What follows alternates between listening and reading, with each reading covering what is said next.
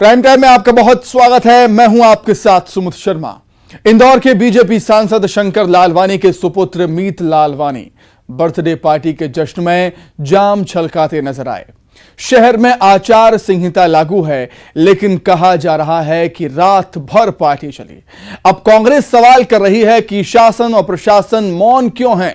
हालांकि सांसद महोदय सफाई दे रहे हैं कि बेटे के हाथ में फ्रूट शैंपेन था। पार्टी करके 12:30 बजे वो घर वापस आ गया था। रिपोर्ट देखें आप।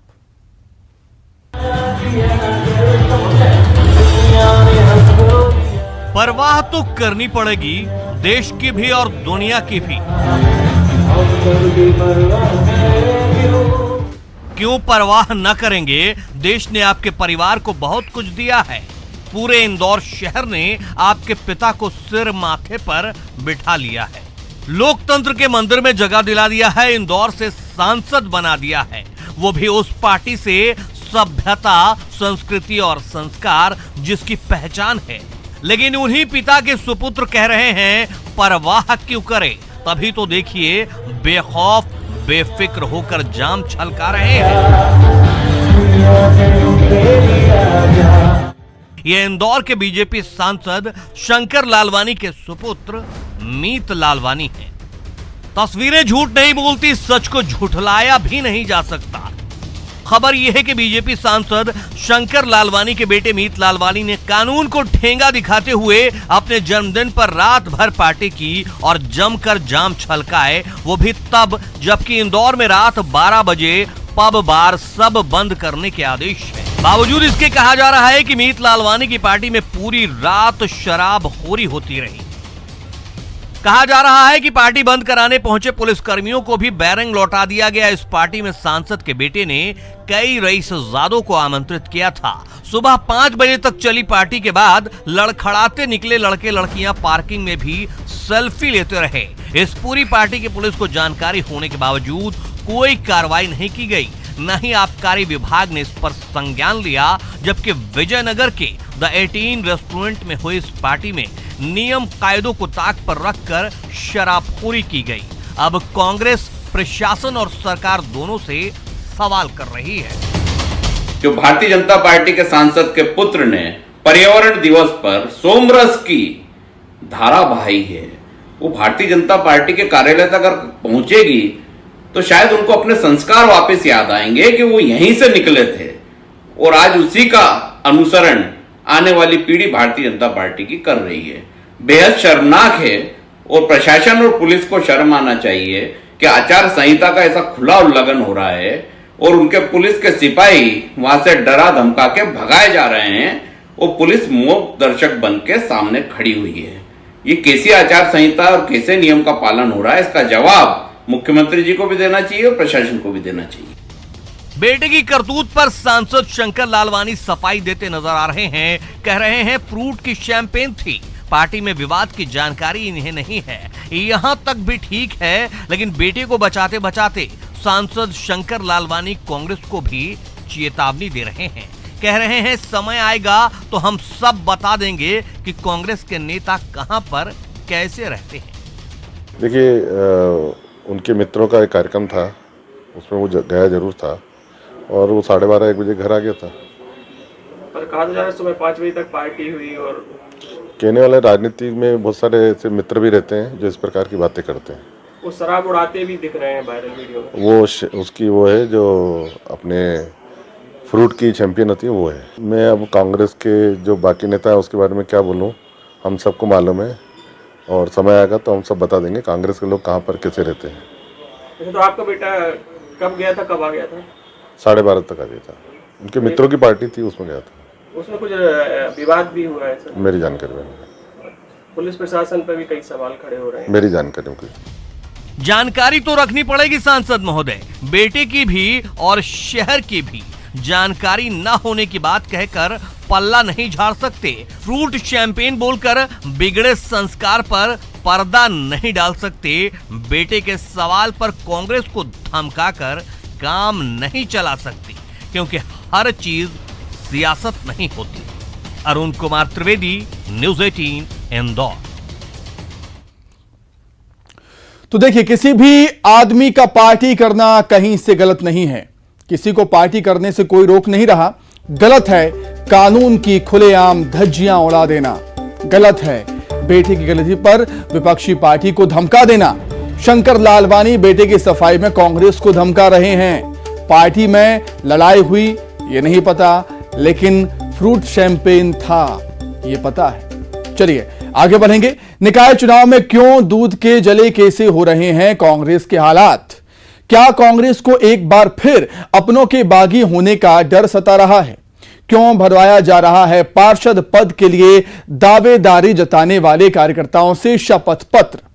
पार्टी के यकीन में आई दरार में इस तरह बढ़ती खाई की आखिर वजह क्या है?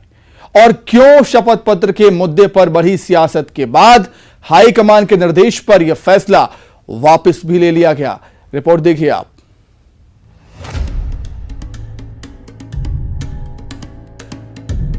– 2020 में कांग्रेस को मिला झटका इतना गहरा था कि 2022 के नगरीय निकाय चुनाव में भी पार्टी संभल कर कदम बढ़ा रही है।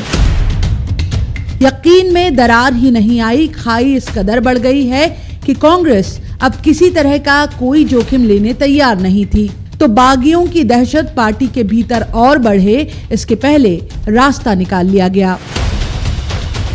पार्षद पद के लिए दावेदारी जताने वाले कार्यकर्ताओं से शपथ पत्र लेना शुरू कर दिया पार्टी ने। इस पत्र में दावेदारों से ये शपथ ली जाती कि उनसे ज्यादा योग्य कोई उम्मीदवार होगा तो दावेदार निर्दलीय तौर पर नामांकन दाखिल नहीं करेंगे। पार्टी ने बाकायदा इसके लिए फॉर्मेट तैयार किया। जिन साथियों को चुनाव लड़ना है, जो पार्षद प्रत्याशी हो सकते हैं और जो बायोडाटा दे रहे हैं, उनसे एक शपथ पत्र भरवाया जा रहा है कि पार्टी अगर हमें टिकट देगी तो मैं चुनाव लड़ूंगा, अगर पार्टी टिकट हमें नहीं देती है तो मैं चुनाव नहीं लड़ूंगा। इस तरह का एक वचन हमारे कांग्रेस के प्रत्याशियों से लिया जा रहा है और मैं समझता हूँ वो पार्टी के हित में होगा। बीजेपी ने कांग्रेस की इस पूरी कवायद को पार्टी के कार्यकर्ता का अपमान बताया और दलील दी कि पार्टी को कार्यकर्ताओं में कमी ढूंढने के बजाय संगठन की रीति नीति में जरूरी बदलाव करने चाहिए। क्या कांग्रेस के कार्यकर्ता बिकाऊ हैं, धोखेबाज हैं? और यदि ऐसा है तो आप उनकी बैठक क्यों ले रहे हो? आप उनको टिकट क्यों दे रहे हो? तो कहीं ना कहीं आप कार्यकर्ताओं में दोष ढूंढने की बजाय आप अपनी कार्य पद्धति और नेताओं में दोष ढूंढिए कि आखिर क्या कमी है कि लोग आपके साथ ऐसा व्यवहार करते हैं। कार्यकर्ता निर्दोष होता है और जनता जनार्दन होती है। इसको कब सीखोगे महाराज? लेकिन शपथ पत्र भरवाए जाते उसके पहले ही कहानी में नया ट्विस्ट आ गया। वो ये कि हाईकमान के निर्णय के बाद मध्य प्रदेश में संगठन ने हाथ के हाथ ये फैसला वापस भी ले लिया। पिछले समय में पार्षद का टिकट हो, महापौर का टिकट हो, भोपाल से लेकर दिल्ली तक की कवायद होती थी। कमलनाथ जी के नेतृत्व में ये स्पष्ट कर दिया गया कि स्थानीय स्तर पे ही इंदौर की टिकट इंदौर में बटेगी, भोपाल की टिकट भोपाल में बटेगी। तो वो समिति ने एक नया प्रयोग करने की, भोपाल में मात्र, पूरे मध्य प्रदेश में कहीं नहीं, उन्होंने एक प्रयोग करने की कोशिश की थी, हो सकता है इससे। लेकिन जब हाईकमान से चर्चा हुई तो हाईकमान ने कहा कि इस तरह के प्रयोग की हमें आवश्यकता नहीं है। संवाद डायरेक्ट स्थापित करो, जो टिकट मांगने आ रहे हैं, जो जिनको हो, जिसका चयन करो, उसे जिता के लाओ। असल में कांग्रेस में पार्षद पद के दावेदारों में भी एक अनार 100 बीमार के हालात हैं। लिहाजा पार्टी के लिए ये शपथ पत्र डैमेज कंट्रोल रोकने की कोशिश थे और प्रयास ये भी कि पार्टी के नाराज कार्यकर्ता की बगावत से कहीं वोट कटने के हालात न बने। लेकिन शपथ पत्र के जरिए दरार भरने की पार्टी ने जो पहल की, उस पर भी उठने लगे सवाल, तो फैसला उलट भी गया। भोपाल में मनोज राठौर, अनुराग श्रीवास्तव के साथ bureau report, news 18 Madhya Pradesh, Chhattisgarh. तो हाईकमान के निर्देश पर यह फैसला वापस ले लिया गया था। शपथ पत्र पर बढ़ी सियासत के बाद कांग्रेस की सफाई भी आई, लेकिन सवाल यह है कि क्या कांग्रेस को फिर से अपनों के बागी हो जाने का डर सताने लगा है? दावेदारी जताने वाले कार्यकर्ताओं से भरवाए जा रहे थे शपथ पत्र। बीजेपी कह रही है कि शपथ पत्र कांग्रेस कार्यकर्ताओं का अपमान है। आगे बढ़ते हैं। एमपी में कांग्रेस के वो किलेदार जो चुनाव के दौरान पार्टी की कलह बनते आए हैं, पीसीसी चीफ कमलनाथ ने निकाय चुनाव में उन नेताओं की अंदरूनी राजनीति पर बड़ी खूबी से ब्रेक लगा दिया। नए फॉर्मूले के मुताबिक बेशक नेता अपने अपने कोटे से समर्थकों को टिकट दिलाएं, लेकिन पहले जीत की गारंटी देकर जाएं। निकाय चुनाव में अपने समर्थकों के लिए टिकट की सिफारिश करने वाले नेताओं की पूरी सूची तैयार होगी और उसमें एक कॉलम इस बात का भी होगा कि कितने समर्थकों को नेताजी ने टिकट दिलाया है और कितनों को जीत दिलाई है। फिर इसी को पैमाना बनाकर 2023 और 24 में नेताजी का पद और कद पार्टी में तय होगा।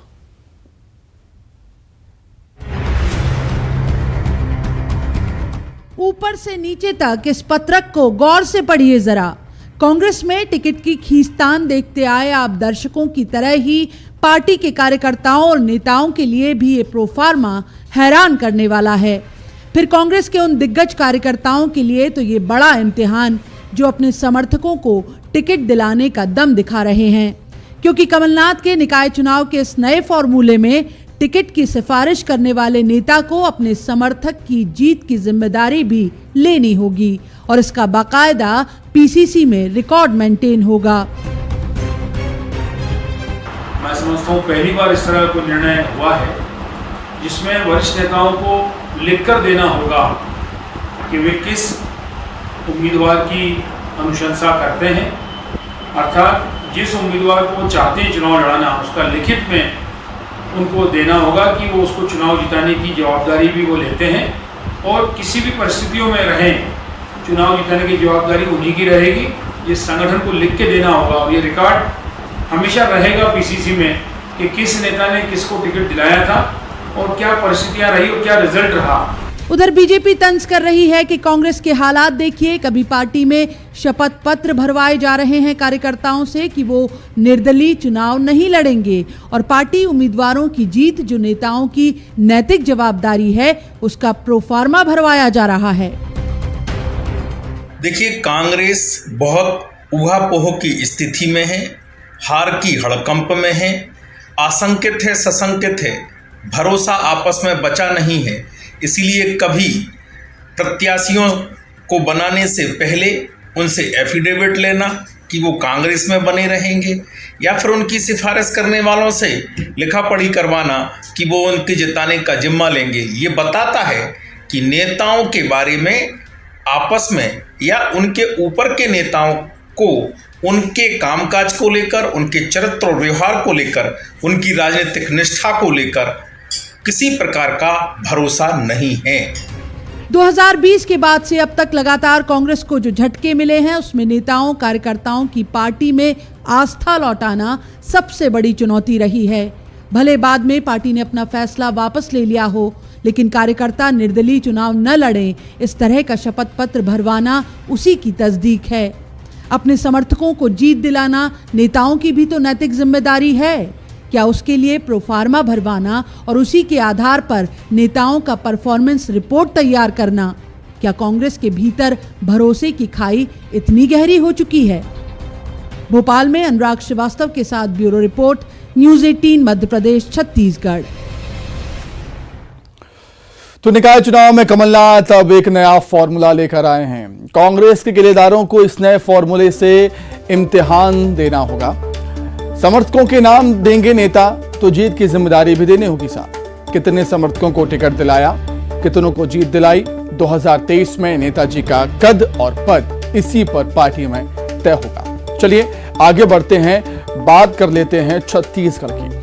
हरियाणा में कांग्रेस ने अजय माकन को राज्यसभा का उम्मीदवार बनाया है।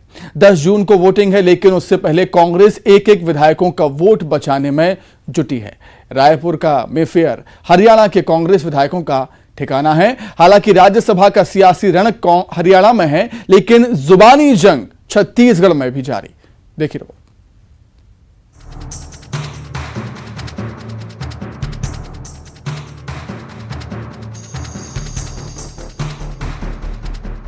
हरियाणा की एक राज्यसभा सीट के लिए कांग्रेस की सियासी कसरत जारी है। वोटिंग हरियाणा विधानसभा में होनी है, लेकिन हड़कंप छत्तीसगढ़ में मच गया है। जब से हरियाणा के कांग्रेसी विधायक छत्तीसगढ़ लाए गए हैं, कांग्रेस के लिए हरियाणा की सियासत का सेंटर रायपुर का मेफेयर बन गया है। ऑब्जर्वर बनाए जाने के बाद पहली बार रायपुर पहुंचे राजीव शुक्ला ने दावा किया है कि हर हाल में हरियाणा की सीट जीतेंगे। हर हालत में वहाँ जीत होगी हरियाणा में, क्योंकि हमारे पूरे विधायक हैं और जीत भर के विधायक हैं और हम निश्चित रूप से जीत हासिल करेंगे। बीजेपी के नेता का कहना है कि क्रॉस वोटिंग होकर रहेगी और कांग्रेस बीजेपी में नजर आ रहा है। बीजेपी हमेशा जो है खरीद फरोख्त हार्स ट्रेडिंग इसमें रहती है, लेकिन कुछ सफल नहीं होंगे। हालांकि जब से कांग्रेस विधायक हरियाणा से रायपुर पहुंचे हैं, बीजेपी हमलावर है। सियासी रण के बहाने जुबानी जंग जारी है। नेता प्रतिपक्ष धर्मलाल कौशिक का कहना है कि विधायकों को यहां लाने से कोई फायदा नहीं होगा। जिन विधायकों ने ठान लिया है वो क्रॉस वोटिंग करके रहेंगे। कांग्रेस नेतृत्व को अपने विधायकों पर ही विश्वास नहीं है। कांग्रेस के नेतृत्व को या कांग्रेस के नेताओं को अपने विधायक के ऊपर भी भरोसा नहीं है और विश्वास खो चुके हैं। इसलिए उनको जनप्रतिनिधियों के ऊपर भरोसा नहीं है और जनप्रतिनिधि को अपने पार्टी के ऊपर भी भरोसा नहीं है। भयभीत हैं और उसके कारण में यहाँ पर्यटन कराने के लिए लाए हुए हैं। यहाँ लाने से इन्हें कोई फ़ायदा होने वाला है मुझे नहीं लगता कि कुछ होगा। जो यदि ठान लिए हैं कि क्रॉस वोटिंग करेंगे तो क्रॉस वोटिंग होगा। इधर रायपुर के मेफेयर रिजॉर्ट में विधायकों की सुरक्षा को लेकर सख्ती और बढ़ा दी गई है। आलम यह है कि गोल्फ कोर्स को अगले 7 दिनों के लिए बंद कर दिया गया है। आगामी 1 सप्ताह के लिए बंद है, ये आदेश यहाँ पर चिपकाया गया है, आप देख सकते हैं। और इसका रीज़न ये है कि 10 जून को राज्यसभा चुनाव है और 10 जून के पहले यहाँ पर 2 जून से यहाँ पर विधायक आए हुए हैं। हरियाणा से विधायक यहाँ पर ठहरे हुए हैं। हरियाणा के पीसीसी चीफ जो है वो यहाँ पर है। हरियाणा कांग्रेस के जो चीफ है वो यहाँ पर है। इसके साथ ही कार्यकारी अध्यक्ष भी यहाँ पर मौजूद हैं। 28 विधायक यहाँ पर मौजूद है। इसके साथ ही हरियाणा के जो ऑब्जर्वर है राज्यसभा चुनाव को लेकर राजीव शुक्ला वो भी यहाँ पर पहुँचे हुए हैं। मुख्यमंत्री भूपेश बघेल को भी हरियाणा के राज्यसभा चुनाव के लिए ऑब्जर्वर बनाया गया है। यानी कि अगले कुछ दिनों तक यहाँ पर तमाम रणनीतियाँ बनेगी कि कैसे जो क्रॉस वोटिंग है उसको रोका जाए। इस पुख्ता सुरक्षा के बीच कांग्रेस के नेताओं और मंत्रियों का मेफेयर में मेल मुलाकात का सिलसिला जारी है। राज्यसभा सांसद राजीव शुक्ला और वन मंत्री मोहम्मद अकबर भी मेफेयर पहुंचे। इन विधायकों के लिए कांग्रेस यही संकल्प शिविर आयोजन कर रही है और वफादार बने रहने का संकल्प याद दिलाएगी। Bureau report, news 18 Madhya Pradesh Chhattisgarh. Haryana में कांग्रेस ने अजय माकन को उम्मीदवार बनाया है। अपना कांग्रेस एक एक विधायक का वोट बचाने में जुटी हुई है। 10 जून को राज्यसभा का सियासी रण है, हरियाणा में है जो कि, लेकिन नेताओं के बीच जुबानी जंग छत्तीसगढ़ में जारी है। कांग्रेस कह रही है कि हम जीतेंगे, बीजेपी कह रही है कि फूटेंगे। चलिए आगे बढ़ते हैं। बस्तर के बोधघाट परियोजना को लेकर सीएम भूपेश बघेल ने साफ कर दिया है कि सहमति से परियोजना शुरू होगी। आदिवासी परियोजना का विरोध कर रहे हैं। सीएम ने इसके साथ ही परियोजना की खामियों को दूर करने का भरोसा भी दिया।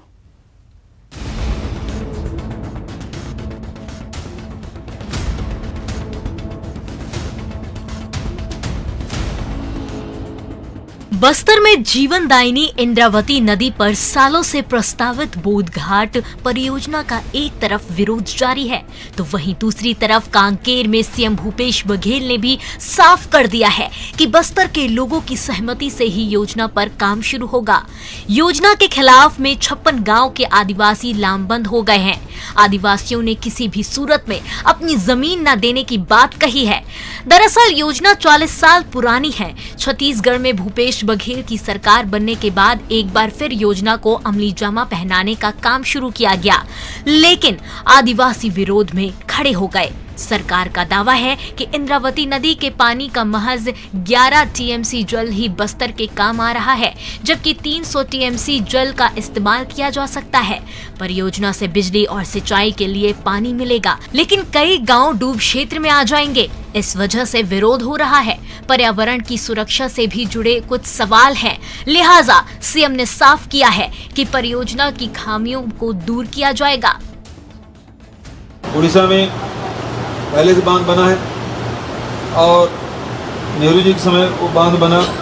अब जब यहाँ स्ट्रक्चर खड़ा करने की बात होती है, बांध बनाने की बात होती है महानदी में, तो फिर उड़ीसा गवर्नमेंट उसका विरोध करती है और ट्रिब्यूनल में चला गया है। यदि हम दावा छोड़ेंगे तो कल के रोज तेलंगाना वाले या आंध्र प्रदेश वाले हमारा दावा फिर हमारे विरोध करना शुरू करेंगे। इसलिए इस प्रोजेक्ट को जिंदा भी रखना जरूरी है, लेकिन उतना ही जरूरी है लोगों का विश्वास। बोधघाट परियोजना पर सियासत भी हो रही है। बीजेपी इसे छलावा बता रही है। बोधघाट पर सरकार फूंक फूंक कर कदम रख रही है। परियोजना के फायदे हैं, लेकिन इसके लिए जरूरी है कि प्रभावित लोग भी सहमत हों। यही वजह है कि सीएम योजना के प्रचार प्रसार पर जोर दे रहे हैं, लेकिन मुश्किल अब भी बनी हुई है। Bureau report, news 18।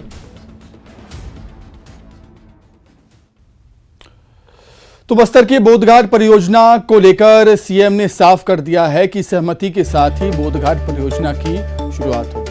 इलाके के आदिवासी हालांकि परियोजना का विरोध कर रहे हैं, लेकिन सीएम ने खामियों को दूर करने का भरोसा आदिवासियों को दिया है। बीजेपी की बात करें तो बीजेपी सियासत कर रही है, इसे छलावा बता रही है। तो इसी के साथ ही प्राइम टाइम में इतना ही। खबरें लगातार जारी हैं। नमस्कार।